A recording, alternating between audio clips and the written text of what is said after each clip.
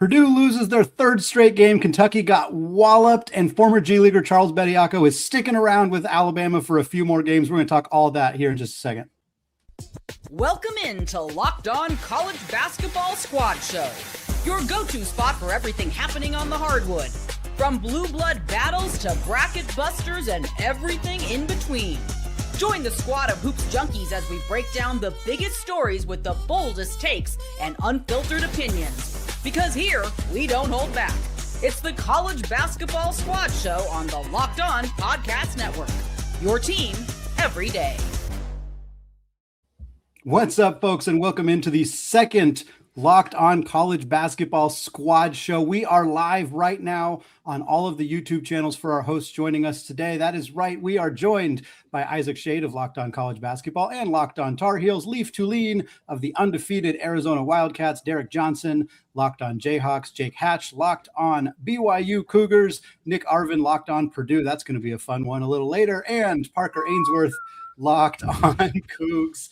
Folks, thank you so much for joining us here on the Locked On College Basketball and various other Locked On shows here, all part of the Locked On Podcast Network, of course, the #1 sports podcasting network. I want to thank all of you who have made this show your first listen or watch of the day, and remind you that today's episode is brought to you by Game Time. Download the Game Time app, create an account, and use code Locked On, and you will get $20 off your first purchase. All right, folks, second Locked On College Basketball Squad Show. We're doing these once a week from now until the end of the season. We're talking all sorts of fun stuff today. Charles Bediako sticking with Alabama for the foreseeable future. We'll be with them for that game against Florida. We'll talk about that. We're also going to talk about tonight's insane action. Purdue losing their third straight game. We all thought we were going to talk about two other top 10 Big Ten teams losing, but both of them made incredible comebacks. We'll get to that. And Kentucky getting absolutely worked by Vanderbilt. We'll cover that. Where's Big Blue Nation? Are they here? Yeah, if they're here, we're going to get some real upset comments. I can guarantee you that, because there's no chance there's a lot of happy people in Lexington right now. BYU doesn't want Mark Pope back. I'm just going to say that. Well, at least Arkansas lost tonight. Oh, no. Oh no, that's right. Arkansas came back and won, folks. We're gonna start in the SEC though. We are gonna start in the SEC. We're gonna talk about this Charles Bediako, Nate Oates Alabama situation. In case you guys missed, my favorite part of this whole story so far is that Nate Oates continues to claim that I'm a high school coach and I believe in giving high school players opportunities. And then he went out and signed himself a 23-year-old who shouldn't be in college basketball anymore. Charles Bediako played for Alabama tonight in one of the more boring games of the day. If we're being honest, Alabama just absolutely steamrolled Missouri. I think it was 90-64 was the final score. Bediako, 18 minutes, 14 points, 6 boards. He looked fine. He looked good in this game. But the real storyline, and I'm curious what you guys think about this, is that the TRO is getting extended. So we're not going to have a ruling on whether Bediako is going to continue to be eligible for Alabama until sometime before February 6th. It was extended 10 days, so somewhere in that window. It was due to weather. That's understandable considering what's happening weather-wise. Unacceptable. Make it happen. It's a digital world. It's a digital world. Hold on. Yeah, thank you. Right, yeah, you can have virtually, right? Spoiler to the people listening, we are not sitting in the same room. You can talk. That's true. None of us are.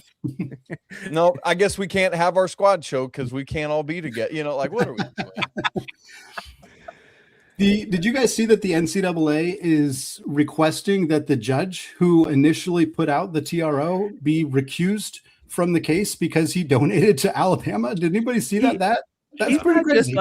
He's not just like a he bought a t-shirt donor. This is a six-figure. Yeah. This is a involved. And at first I read the headline was like, okay, respectfully, it's probably hard to find someone in the region who's not an Alabama fan, who doesn't have tickets. It's what. This is not just some random wealthy guy that went to some games. This is a very big time donor, and like.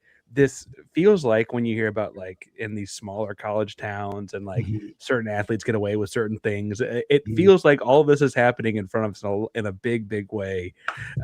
It feels very Alabama. I don't know how many of you guys are familiar with the South, but it feels very Alabama. Oh yeah. I grew up in Georgia and we had all this all the time in high school football with like dudes living at their grandmother's address so that they could play for certain schools. But legitimately, you put the shoe on the other foot. Let's make this judge an Auburn grad. Mhm. It's going the opposite way, right? So don't tell me this is an unbiased situation. This is absolutely you have to request a change of whatever. Yes, he needs to recuse himself, of course. Well, and the issue is, and I speak for a university that has a guy who's a former G Leaguer playing right now in Abdullah Ahmed.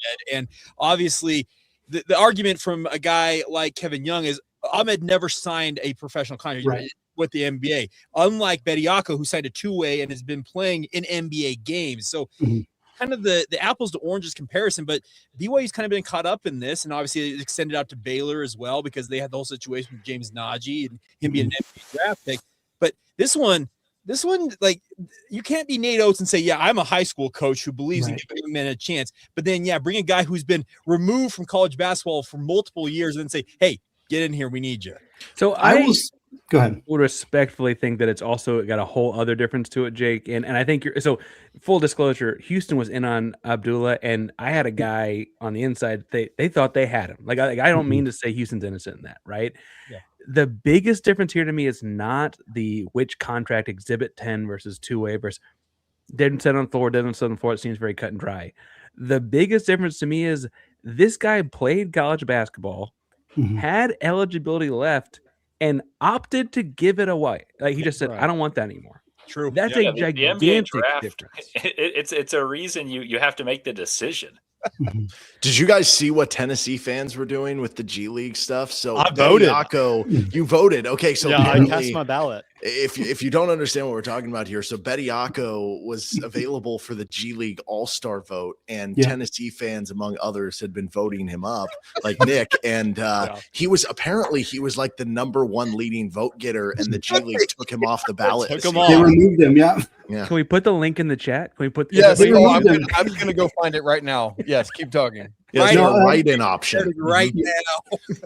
The other hilarious thing, if you guys missed this, was after Tennessee won the game, they tagged the Delaware Bluecoats, which is the G League team that Bediako had been playing for, and they said, like, we want the Bluecoats, which is just absolutely perfect to do that. But to go back to the other conversation, as somebody who also is a fan of a team that's not entirely innocent here, we haven't gone after a G Leaguer, but for those who don't know, the Tyon Grant Foster preliminary injunction hearing was done by a judge who went to Gonzaga, so there is a similarity in that regard. Now, I think the majority of people would agree that Tyon Grant Foster, who legally died twice on the basketball court, probably should have gotten the eligibility from the NCAA, but that was given to him by a judge in Spokane. So I can understand, and I've seen some Alabama fans try to use that as an example. But ultimately, I think the biggest thing is what Parker hit on, which is he very intentionally threw away his eligibility. And to his credit, when he spoke to the media, or when his lawyers kind of released their statement, they straight up said,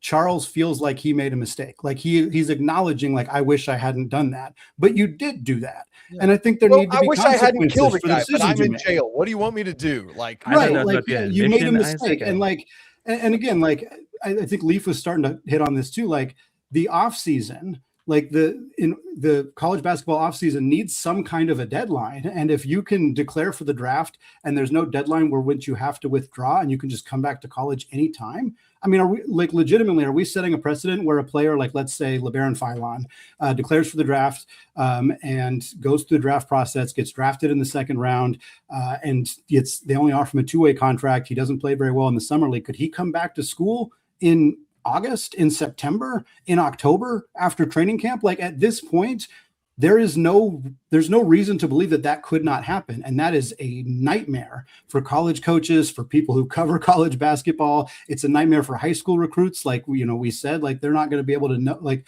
you're going to leave a roster spot if you think there's a 5% chance you're going to get a player like that coming back from the NBA. And unless there's some rules in place to prevent that from happening, which per this ruling, there are not. So that to me feels like the biggest concern for this going forward.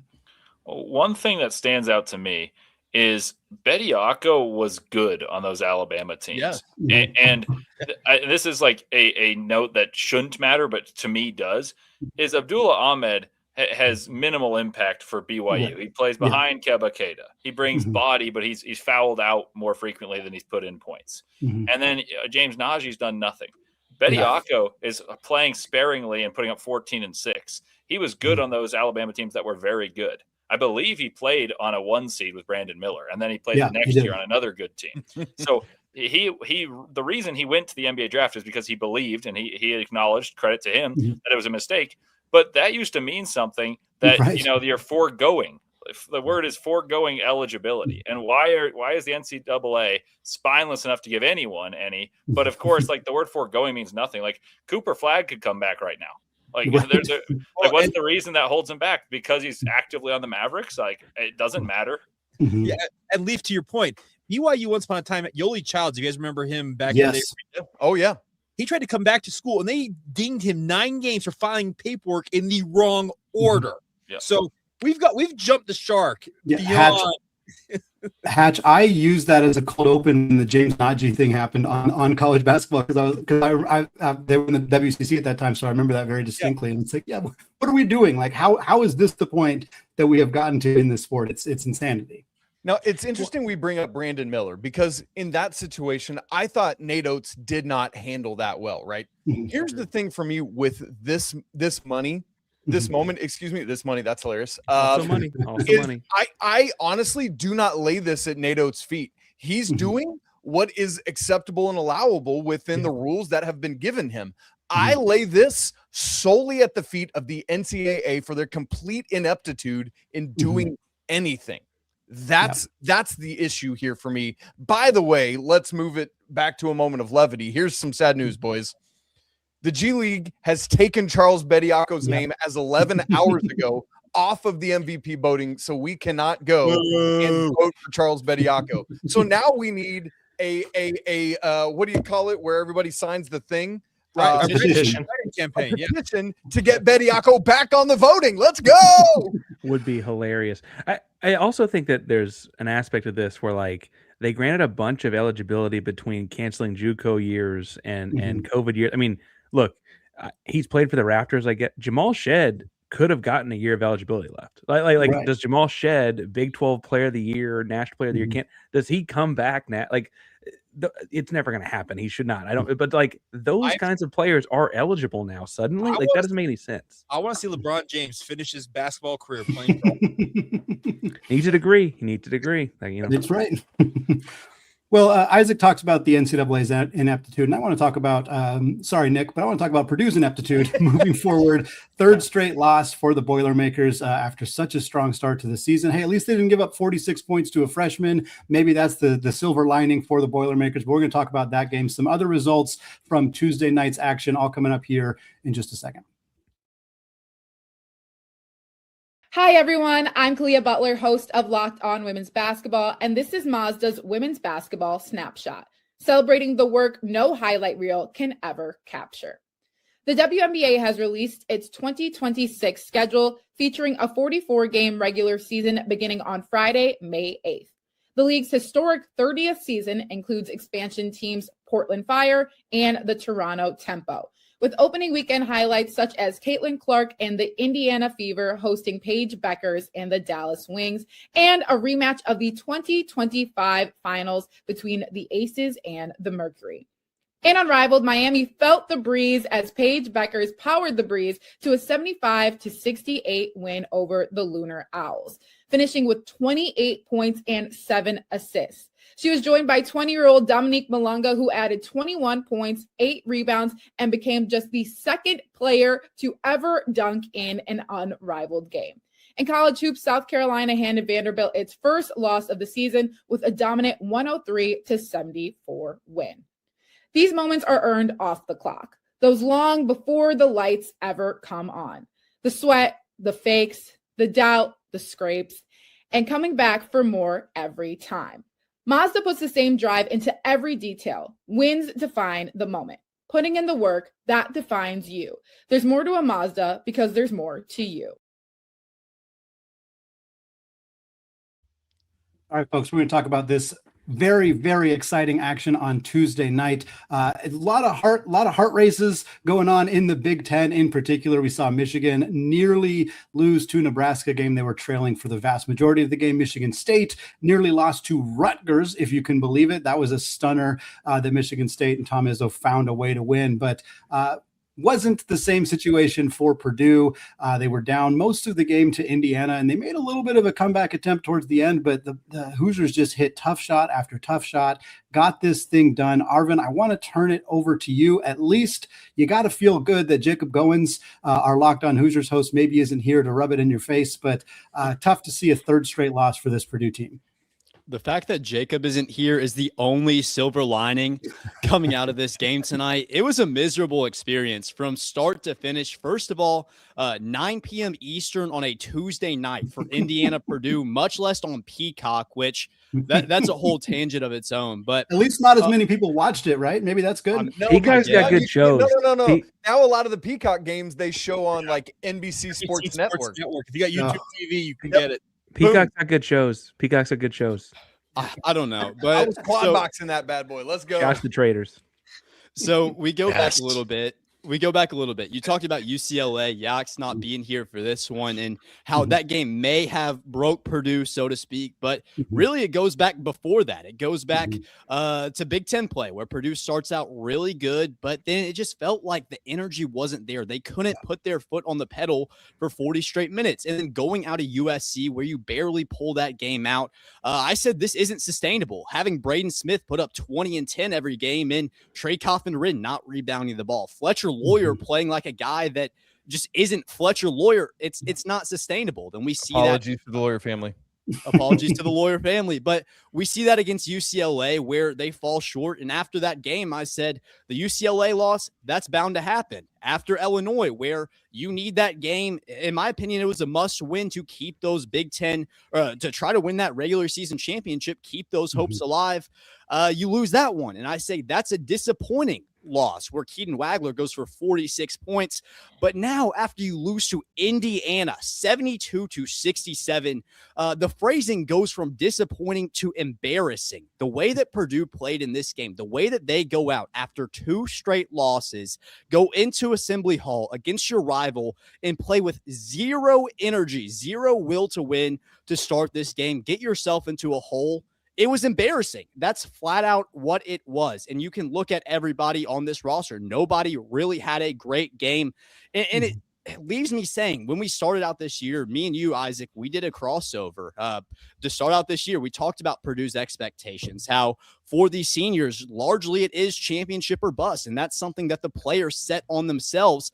I sit here saying now, after 3 straight losses, was that unfair? Is that expectation unfair for what this Purdue team truly is? Because we haven't seen the physicality. We haven't seen the athleticism. And when you look at the Big Ten this year, how good they are with the Michigan, with the Nebraska, those 2 teams that played up against each other in a top 5 matchup, I don't think that Purdue is capable of going on the road and beating a Nebraska after the performance they put up in this game. I don't think they're capable of beating Michigan even at home after how they played in this game. After this performance against Indiana, largely I'm disappointed because you lose to your rival. I hate the Hoosiers. I'm fine with Jacob. I think he's a great guy, but I hate the Hoosiers. That's upsetting in its own right, but I'm more upset of the fact that this Purdue team just doesn't look like a championship contender right now. There are a lot of questions, and tonight was not a good night at all for where Purdue wants to go. So, Nick, I'm also with Jacob. So, can I just ask this question for Jacob Goins? Yeah, Wagler break the Purdue Boilermakers. I don't know if it was Keaton Wagler. So the thing with Illinois is like, they have so many different players that it was difficult to game plan because we don't have the defense truly to match up to all their double-figure guys. So you had to guard somebody. Keaton Wagler was the one that ended up scoring. And now it's just perimeter defense and miscommunications on the defensive side. That's largely what it is. You get yourself into a hole, and these seniors play like they've never played defense before, and they've been here for 4 years. The perimeter defense is terrible right now, and it's going to continue to show up until something changes. We've seen it for more than 3 games now, but now you drop 3 in a row. I don't think Matt Painter's lost 4 in a row since COVID. So We're in a really bad spot right now. Yes. I've got a lot on my mind after this. Nick, I host the Locked On Cougs Houston Cougar show, so I don't mean to pile on you with a bunch of Cougars. I was immediately watching Big 12 basketball tonight, which there's a weird DeVry to West Virginia connection actually there that I'm sure Matt and Paul will do 17 episodes about. But I got a question for you about, you mentioned they didn't play 40 minutes. I'm looking at stats, looking at things here. Based on like the win probability, it doesn't look like they played 15 minutes. Yeah. I almost feel like even in your anger, you're like overinflate. Like this was a 5-point loss, I guess. But like there's a lot of numbers here that indicate it wasn't that close, Nick. No, absolutely. And when I talk about 40 minutes, that was more of a thing that's been going on for a while. We see that against, say, UCLA or an Illinois, where you go into that game and then just fall short at the end, where the offense largely played good in those games. But in this one, the offense wasn't even necessarily that great. You just get yourself into a hole early, and then it felt like largely Purdue in the second half, they were trying to force stuff on the offensive side, trying to come back against Indiana. And it just resulted in really bad looks, couldn't get the stops on the defensive side. I'm at a loss for words, honestly, because I didn't expect this going into Assembly Hall. I know it's tough to play there, and I know that at times Purdue has struggled there, but you would think after 2 losses in the expectations that this team has set for themselves, that they would have enough respect for themselves to fix or make some adjustments, fix the problems that we've seen. But the same problem showed tonight in Assembly Hall. So I don't really know. The perimeter defense is largely what I look at. They were making 3 after 3 after 3, and you get the lead down to 2. And I thought it was very poetic that a wide open 3 in the final minute is kind of what lost Purdue this game. What stood out to me is Indiana has no size. Like, this is a really not big team. And 6'11" Reed Bailey is like, looks like he's maybe 200 pounds. Like, they don't have terrible.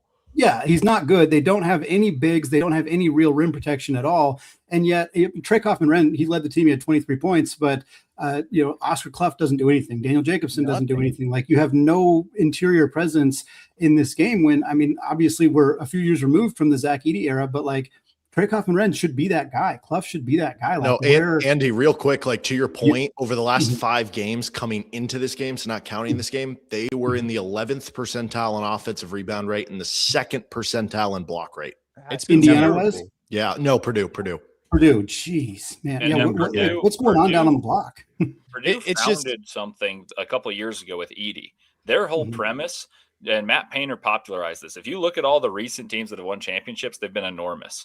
Well, everyone copied Purdue, and I've heard different coaches credit Painter for this philosophy of like, hey, if you don't turn the ball over, which is what killed them in losing to FDU, and you just throw the ball at the backboard and you have Edey underneath to clean it up, you're going to win because you're going to get more possessions. It still holds true. Like Arizona, the team I cover, very good at rebounding. Florida last year, UConn the 2 years before. But they've played bigger. Like Clough is a big dude who averaged 16 rebounds per game last year. And Jacobson's 7'4". And then they have TKR. What's not really working is they're not doing what they have done for years in spacing around a big, and they're not rebounding. And the other thing about the defense to stick out on the idea of like, look, most teams with 2 bigs will play drop coverage and protect the rim. They're pretty dreadful at protecting the rim, even when Jacobson's in. So yes, they're going to play in a way that, dares people to shoot threes. But against Illinois, they've got both the Avicic twins. They've got Mirkovic and all these different guys. And, of course, Wagler scores 46. But they started putting 2 on the ball finally on Wagler, and they didn't recover at all. So their core identity of playing drop coverage didn't work. Their core identity of their roster composition, which was supposed to toughen them up because they rebounded poorly last year and didn't protect the rim at all last year, hasn't worked.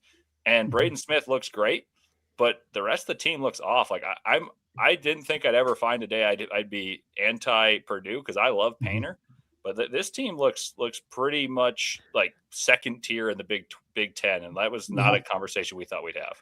Well, at least they probably got Indiana in football, right? I mean, there's probably got to be some field. Oh, don't start with that. I'm not in the mindset to get into that today. My bad. I'm not there right now. But To your point, Leaf, with Oscar Clough, that was someone that Matt Painter brought in very intentionally because we lose to Parker's squad in the Sweet 16. And then the bigs were a big concern where Trey Kaufman-Wren had to play center last year with Jacobson breaking his leg. But those bigs that you bring in earlier in the year, they were rebounding at a very high level. Now they're just playing like they're soft. And I don't understand. Indiana out-rebounded Purdue in the first half of this game. And Indiana has one of the worst front courts in the nation.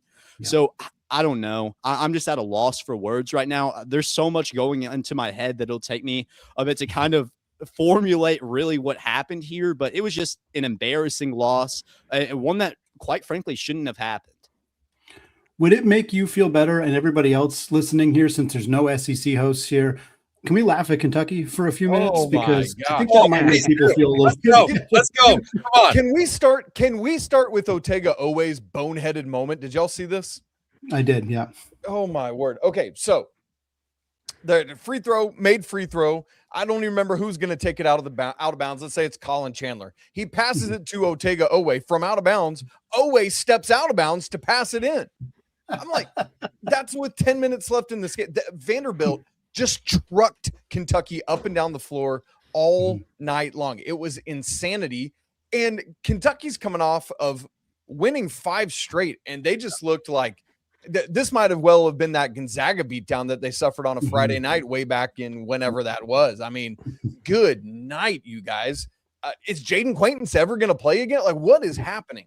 This box score, like watching this game was as bad as the box score. And I'm going to tell you some of the things in this box score because it was horrendous what Kentucky did in this game. They shot 32% from the field, 19 of 59. They shot 25% from 3. They were 58% from the free throw line. They had nearly twice as many turnovers as assists, 8 assists to 15 turnovers. They got out rebounded by Vanderbilt, who they had a lot of strength. The rebounding's not always been one of their strengths this year. I mean, they had 2 guys in double figures, nobody else more than 5 for Kentucky. Those 2 guys were Aberdeen and Owe, who combined to score 35 of their 55 points. This was flat out awful. And I mean, again, like you said, Isaac, coming off of 5 straight wins, finally getting some momentum. Yes. Like, and it's not like they had Quaintance for all those games. Like, he's been hurt for, and Lowe's been out. Like, this isn't a completely new Kentucky team. They're not missing a bunch of guys. Like, this is the same squad they've had pretty much all year, for better or worse. And in this case, it was pretty obviously for worse because they just got absolutely smoked. Who wins more tournament games, Miami of Ohio or Kentucky? Segue. Honestly, Miami, Ohio. Like, I think Kentucky's going to make it. I think they're going to make it, but I think Miami, Ohio is going to win it. And I don't know. Miami, Ohio is weird because they're undefeated, but they win all their games by like 2 points against not very good teams. What if they just missed the tournament, though? Do you think Kentucky will miss the tournament, Leaf? Is that what you said? Oh, no, I was saying Miami of Ohio. I don't think they're a lock to make it. Yeah, no, they lose one game. They're not a lock. If they don't win their conference, they're not a lock. Yeah, and then Kentucky could absolutely miss it. Like, the SEC isn't particularly good, so you're not getting like quad 1A wins. Like, there are quad 1s, but there aren't like big time wins in the SEC right now. Like, the best team in the SEC by record right now, by a full game, is Texas A&M, and Texas A&M to me is like an 8 or a 9 seed. Yeah. At bracket matrix right now, Kentucky's a projected 7, Miami, Ohio projected 11. Match them up. Like 7-10, do it. And I'm pretty sure Kentucky has a guy from Miami, Ohio. He's a transfer. He doesn't play for him, but I remember they got a guy from that school. So it'd be the Reese Potter game if they were to line up. And I would take Miami, Ohio. Can I channel my inner just Mark Pope and say, these Miami Red Hawks? I've been to a lot of press conferences with that guy in Provo. That was spot on. I thought that was him for a second. I know.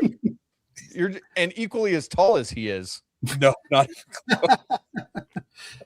All right, let's talk Big 12. Like I said, we don't got any SEC hosts in here. We already talked the Big 10. Apologies to Nick. So we're going to talk some Big 12 basketball. We're going to talk Arizona being one of 2 undefeated teams. Shout out Miami, Ohio again. We'll talk about that epic game against BYU since we got both of you here in this show. And we'll talk a little bit about Houston and Kansas as well since you guys are here. All that coming up in just a second.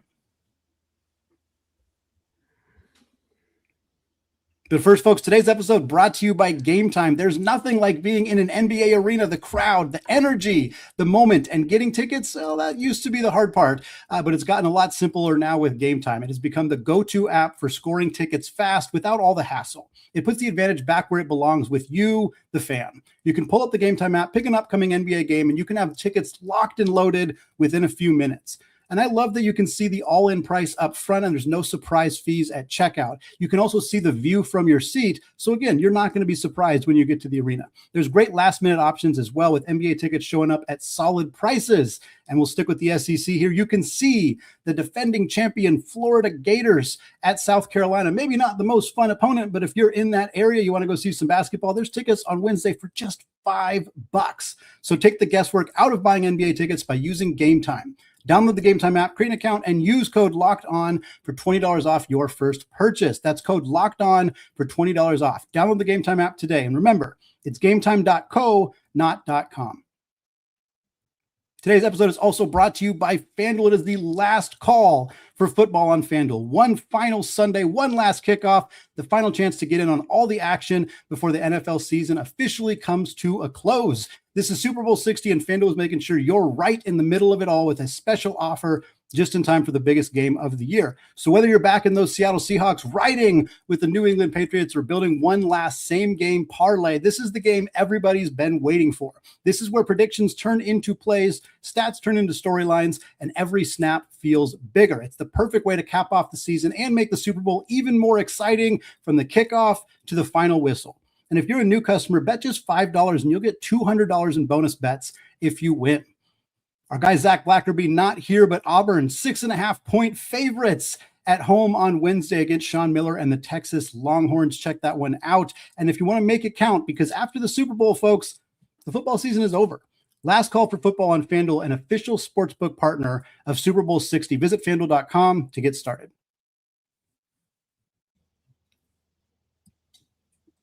All right, folks, we're going to close out the show. We kind of talked a little bit Big Ten already. We talked some SEC with the Charles Bediako situation. We laughed at Kentucky. And now we're going to talk Big 12 basketball here to close out the show. Arizona was not in action on Tuesday night, but the two other undefeated teams were. Nebraska goes down, loses to number 5 Michigan in a game they led for 36 of the 40 minutes, something along those lines. Give them their seconds, Andy. Give them their seconds. Was it 36-18 or 36-14? You confused me because you told me the wrong number. No, I don't. I would literally never do a thing such as you would never do that. Nebraska led my for life 36 have I minutes. misspoken about seconds? Never in your life. 36 minutes, 14 seconds. Nebraska led that game. They lost. Miami, Ohio, I'm not sure what they were down most of that game to UMass as well, but they came back and won. So they are one of two undefeated teams alongside Arizona, who got a game where they were leading pretty much throughout against BYU, and yet that thing got really close at the end of that game. A couple of questionable calls by the officials made it seem like BYU might pull off the comeback. Leaf, Jacob, I know you guys were both in the house watching this basketball game, so not sure if you saw the replays of those plays at the end of that game, but really wild finish between two of the best teams in the sport. It was an awesome game. I mean, the crazy thing was BYU was down 13 at the under 4, and the environment was still frantic and energized. And so kudos to BYU. It's my second game there, and that atmosphere delivers big time every time. The other thing I would say about this game is I don't think Arizona played particularly well in it, but they were steady throughout, and they had more bodies than anyone in the country to throw at AJ. And AJ went 6 of 24. And it looked more to me as BYU had warts than Arizona played particularly well. Arizona just steady and workmanlike on offense, and defensively they're going to make you work exceptionally hard. And they had the bodies to not double team AJ. And BYU only stayed in this game, in my opinion, because they hit 13 threes and 10 of them in the second half, a lot of them in that rally. I think Arizona played a good 36 minutes, nothing great, and an awful 4 minutes. And BYU had a flurry of threes, a little bit of Tony Padilla luck sprinkled in. And I never talk about refs. Like, I hate when people talk about refs as a big narrative. That was some of the worst officiating I have ever seen. And then I watched it this morning to see if I was going crazy. If it was the emotion of the Wildcats taking over. And I don't think so. But I live in Utah, and I was on Twitter, And I started saying like my thoughts of the game, and all these BYU guys were like, "Oh, we got hosed," and all this stuff. And I was like, "Well, I don't know how this is going both ways, but apparently it did." But nonetheless, great game. The Big 12's got 6 of the best 12, 13 teams in the country. Well, okay, and just to add to this, Tony Padilla is. I hate the fact that I know this guy's name. I'll say that straight up. Like, I hate the fact that when I watch a game and he's on the list of officials who are, I'm like, great. About to have something happen here. But excuse me. To your point, Leaf, I really do think Arizona, they had the bodies to throw at AJ, and they made life difficult for him. And that's what he's going to have to improve upon is you can't shoot 25% from the field. You can't go 1 of 8, I think, from Wait, is that bad? It's not good, Bob. But I think the bigger thing is, yes, BYU rallied late and they had the chance, and Rob Wright goes right among the trees trying to find that winning bucket. I would have liked to have seen them draw up a play that actually got the ball to AJ. I know that he was the first option, but Koa Pete had him bodied up and they prevented that from happening. But BYU has warts. There's just no doubt about this. This is a team that's wholly reliant on what they call their big 3. That's AJ DeBonsa, Richie Saunders, and Robert Wright III. And if those 3 are on, great. You have a shot at anybody, it feels like. The problem is if you only have maybe 1 or 2 of those guys on, that's when BYU starts to struggle. And I really do think Leaf's right in saying that Arizona, it may not have been their finest performance, but they showed everything I think that they need in terms of making a deep run in March. I really do like that Wildcat squad. I have a little homework for Leaf to look up. So off the top of my head, the best start to a season by any Big 12 team ever is the 96-97 Kansas Jayhawks. And ironically, that's the team that lost to Arizona in the Sweet 16. That was only their second loss of the season and their only loss in regulation. But that Kansas team started 22-0.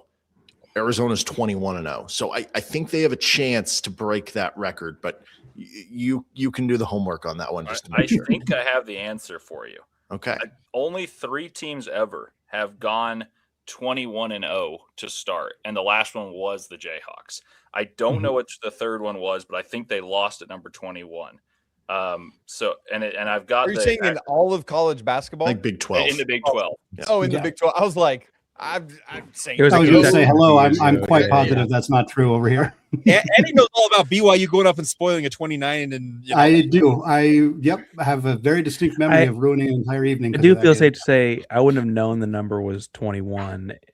With Arizona State next and Oklahoma State after that, I do feel fairly safe that Arizona's probably got. I guess the Arizona State game is on the road. That's a rivalry thing, but like no.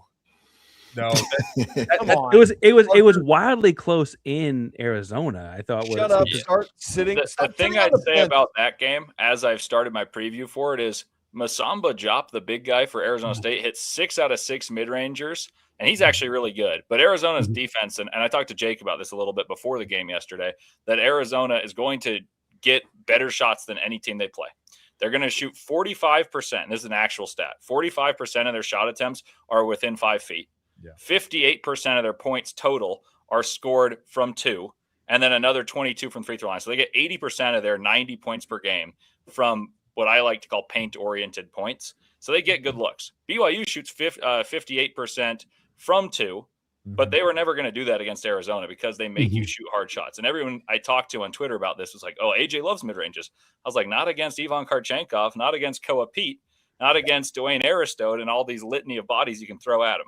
So the difference to me about Arizona this time is it's inconceivable to expect a possible performance from Diop to go 100% from the mid-range in the game, and Odom to hit, I want to say hit 4 floaters. Never discount Mo Odom. That man is a menace in close game. As hot as he was in early parts of the game, he probably made decisions that lost it. I mostly say I watched that one and like Houston to Arizona State next, and like that kind of spooked me on them for a hot. So I was like, whoa, wait a second, what's going on here?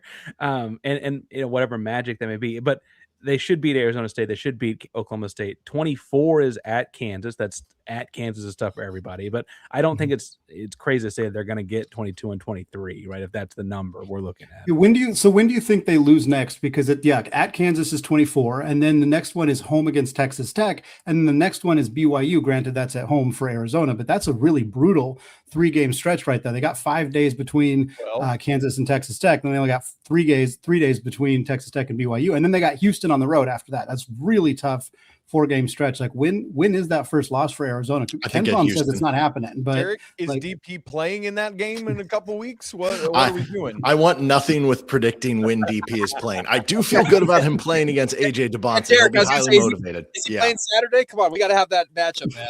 I would be shocked if he didn't play on Saturday. Arizona game, I'm not predicting that far. I do think the matchup is good for Arizona against Kansas. Oh yeah, but it's Allen Fieldhouse. What are we? But going to Fog Allen, I never want to be like, oh yeah, that's a good one. But like if every game were played on a neutral, I would say that the Arizona should be favored in all of them, and then Houston would be the one I'd be most scared of. Who do you throw at DP? Who does Arizona throw at DP? I'd put Karchenkov. I'll tell you. So Andy and Isaac will love this because they know this is my favorite player. Ivan Karchenkov is Thomas Houck 2.0. You guys know how much I loved Thomas Houck last year, and I said like he's clearly a big time player that should be a top 20 pick, and he came back to school and is going to be an All-American. Karchenkov might be on a similar path, but when Arizona's in the NCAA tournament and hopefully going far, and every play that he guards the best player on the other team and makes open shots and makes hustle plays, like I think he's going to be the fans, like the people that are not like us and obsessed with college basketball, then appreciate. But I would put Karchenkov on DP, and you could throw in Bradley too, but Karchenkov's the defensive stopper. Jaden Bradley is the most underappreciated guard in the entirety of Division I men's college basketball. He's insanely good. I will just say this. Jaden Bradley made the winning play, in my opinion, even though Braden Burry's blocked. Yes. But Jaden Bradley getting his hand on that ball and forcing the extra action that allowed Burry's to get over to block that shot. To your point, Isaac, I really was impressed with that guard tandem from Arizona. Can I ask a question about BYU to you, Jake? This has bugged me for a while. Sure can. Because BYU is best when AJ has the ball, but they're very heliocentric. Like if AJ plays the point guard, which he has for most of the recent games, unless the other team doesn't have bodies to throw and then doubles, that creates their rotations. When Arizona did not double, I think they made some mistakes and doubled when Karchenkov left Kostic, and that's what kind of catapulted the run. But for the most part, they didn't double, and AJ went 6 of 24 and just said, like, you got to score 30. But if a team has the bodies, and you'd think in the Sweet 16 and beyond, the round of 32 and beyond, teams will have the bodies. Why is there ever a way that Wright and AJ play well together? Because I watched them against North Carolina, the very first game of the season, the preseason. And I just did not think that Rob Wright fit in with this mix. He's not a great catch and shoot guy. He's improved. He likes to drive super deep in the paint. So against big teams, he struggles. And AJ needs the ball. He never plays without the ball. So Richie Saunders is great, but his rhythm's thrown off by Rob Wright. And I don't think Rob Wright is a good fit for BYU whatsoever. They've got a month here essentially to get where they play more with the pass versus the dribble drive penetration, because I don't know what it is, but Rob Wright and AJ want to just kind of like, hey, I'm going to dribble for a bit. I'm going to pass it to you. You dribble for a bit and we'll see what we can create out of this. It's throwing off Richie Saunders, because what Richie Saunders is so good at is playing off of the pass from his teammates. That was what made him so effective last year as the most improved player in the Big 12. So they've got a month here, and Kevin Young's got to just kind of break it down for these guys and say, guys, I know you want to dribble. I know you mentioned they're heliocentric. You got to get away from that. We've got to play more as we versus me. That's fun, folks. Phil, go ahead. No, I think it's interesting because, like, what's funny is that, like, AJ will probably do a lot of the ball handling at the pro level too, and you almost wonder, like, is he pushing to be like, no, I want heliocentric, like that's going to actually like where does it come from? And you also know that the pro background that BYU's coaching staff brings, like probably has some of that too, and projecting it. I frankly was I only caught parts of the game last night because I was also trying to watch some stuff getting ready for Houston and TCU this Wednesday, and it looked like to me that game shouldn't have been as close as it was. I kind of had to tune back in, if I'm being blunt, and it's you know. As did hundreds of Cougar fans who started leaving at the 3-minute mark. So yeah, no, that was... as part of that conversation though, like BYU got DeBanza, and then they went out and spent $3.5 million on Rob Wright. So if they figured DeBanza was going to have the ball in his hands a lot, it seems like they could have. I mean, again, I think Rob Wright's a good player, but I'm with Leaf on the fit being a little odd, and it's like, could they have spent $3.5 million on like maybe more of a catch and shoot guy or somebody who doesn't need the ball in their hands all that much? Yeah, if they were planning to give the ball to DeBanza. That's Richie right there, what you described, Andy, and that's right. they've got to somehow. Imagine if they had two Richie Saunders. Were you saying some redundancy with it? Yeah, that couldn't hurt. Yeah, and that's why they're hoping Nate Pickens, who hasn't played at all this year, he had a season-ending knee injury, and also Dawson Baker. I know Dawson likes Baker's gone. Those two being gone have really crippled this lineup. So and they've got to find something. And I really do think it's just sitting down with these guys and explaining, hey, if you guys want to go as far as you dream of going this season, because AJ said you want Sweet 16's the floor for this BYU squad. That's what he has said himself. They want to make a Final Four run. They're not going to do it without playing more with the pass.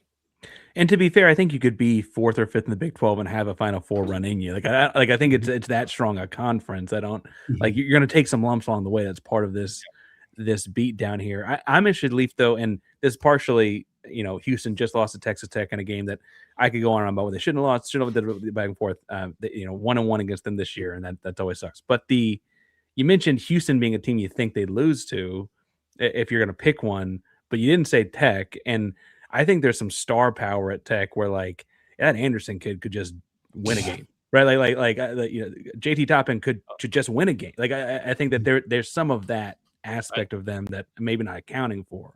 There's two reasons I'm a little lower on Tech than Houston. One, unless I'm mistaken, I think Arizona plays them at home. So that one I like Arizona playing at McHale. But even if it were on a neutral, I like that matchup because Arizona's got tremendous size, and JT Toppin is very left-hand dominant. He wants to get to his left side, and so many teams can't match up either speed and strength.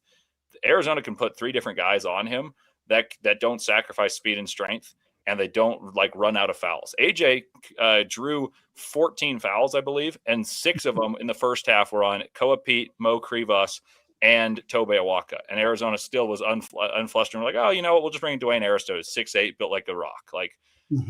So the answer about Tech is Toppin creates and generates all their advantages.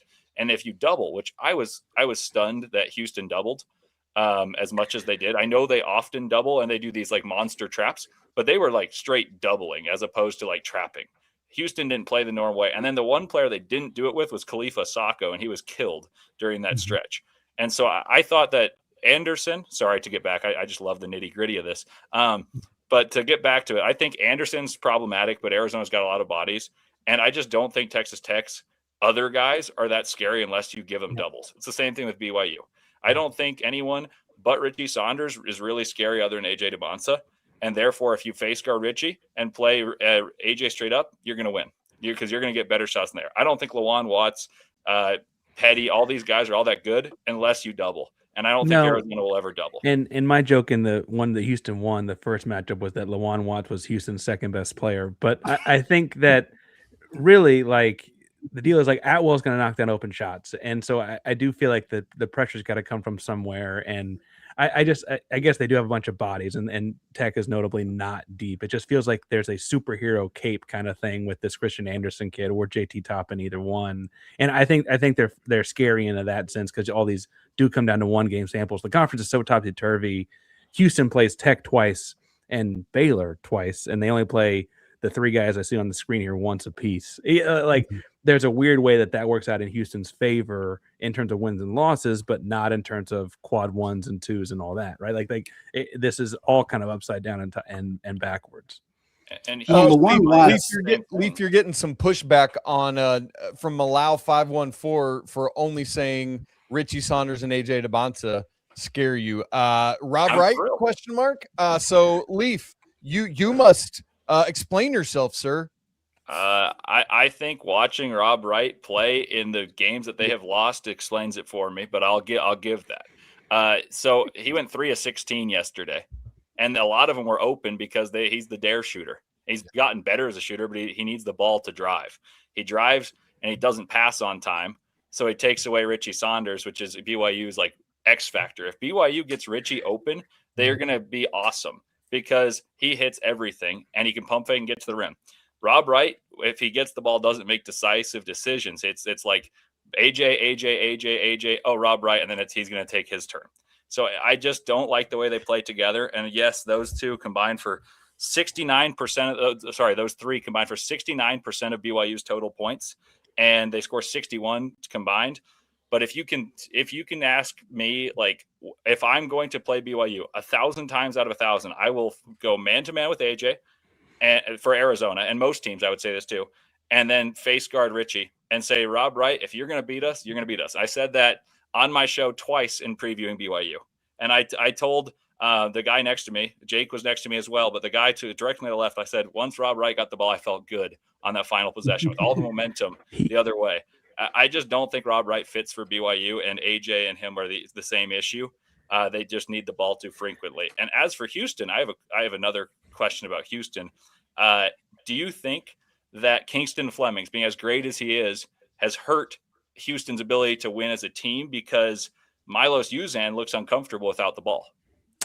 No, well, I think part of it also is that Milos is shooting 10% lower from three than he did a year ago. And frankly, for what it's worth, like, it's a different role, but LJ Cryer had the ball in his hands a lot last year too. I think the interesting thing to me has been really that they handed the reins over to him so quickly and said, hey, we need, we're running HB dive is what I call it. With their spread, hey, attack downhill, we're going to get the rebound and put it back in if you miss.